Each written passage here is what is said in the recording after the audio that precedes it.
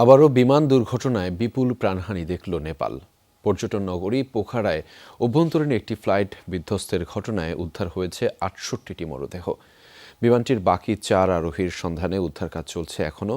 ৭২ আরোহী নিয়ে রাজধানীর কাঠমান্ডু থেকে পোখারায় যাচ্ছিল ইয়েতি এয়ারলাইন্সের ফ্লাইটটি, যাদের মধ্যে ৫ ভারতীয় সহ ১৫ বিদেশি নাগরিকও ছিলেন। কাঠমান্ডু থেকে বিমানে মাত্র ২৫ মিনিটের দূরত্ব পর্যটন নগরী পোখারার। কে জানতো স্বল্প সময়ের যাত্রায় শেষ যাত্রা হবে ফ্লাইট YT691-এর যাত্রীদের।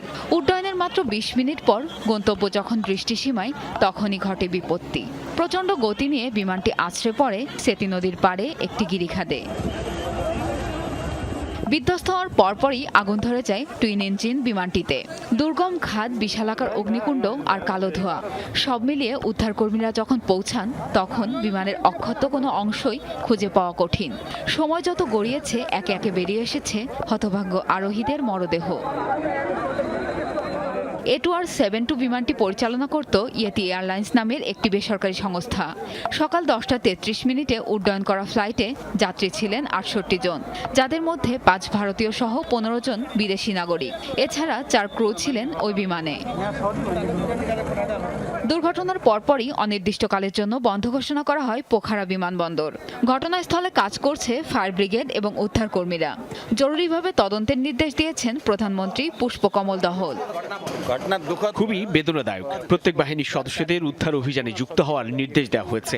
একই সাথে দুর্ঘটনার কারণ অনুসন্ধানে চলছে তদন্ত।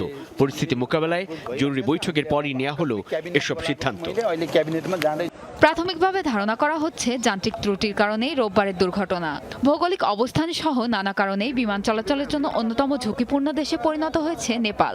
গত এক দশকে বেশ কয়েকটি ভয়াবহ দুর্ঘটনা দেখেছে দেশটির বিমান খাত। ২০১৮ সালে ত্রিভুবন এয়ারপোর্টে বিধ্বস্ত হয় বাংলাদেশের একটি বেসরকারি সংস্থার বিমান। প্রাণ হারান ৫১ জন যাত্রী। প্রিয়াঙ্কা চক্রবর্তী, যমুনা নিউজ।